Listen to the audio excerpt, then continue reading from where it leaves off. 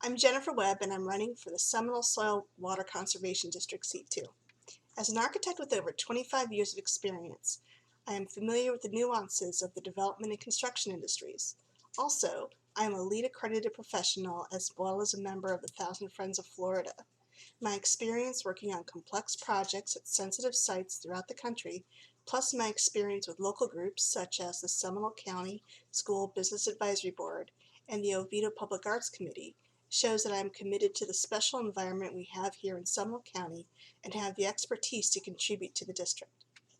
The Orlando Sentinel recently published an article that in essence said that the soil and water boards are irrelevant and shouldn't even exist.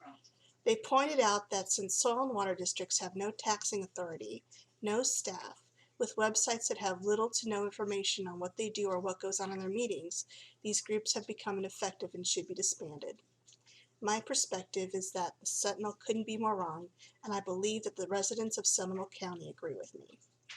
The soil and water conservation districts were created because the environment was not being protected, which resulted in the Dust Bowl in 1937. The mission of these state-mandated districts is to protect our soil and waterways by being an educator and an advocate for the best resilient and sustainable design measures. Over 60 years later, the mission is just as critical today as it was back then.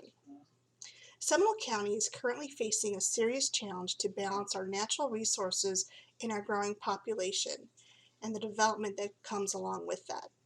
That is why having an effective soil and water conservation district is more important than ever, and if elected, my overall goal is to make the Seminole Soil Water Conservation District relevant. And there are many ways this can happen. We can advise local governments on upcoming development plans and provide input to help local jurisdictions make educated decisions about the impact that developments would have on soil and water quality. We could be a resource for projects such as water testing in homes and track those results to identify problem areas where infrastructure redevelopment is needed.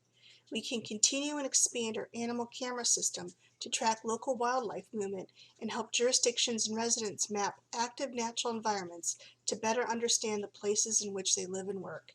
This program can be expanded to our public schools and colleges to identify how the ecosystem surrounds us where we live. We can advise local government on best sustainable and resilient design methods as they update their zoning and development laws.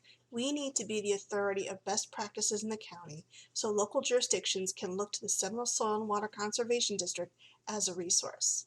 We can identify and apply for grants for residents and jurisdictions that would serve to protect the environment and save our natural resources. Additionally, we could further establish fundraising effort to bring more financial resources to the district to offset the burden that is placed on current members to help make things happen, and we could save our rural boundary.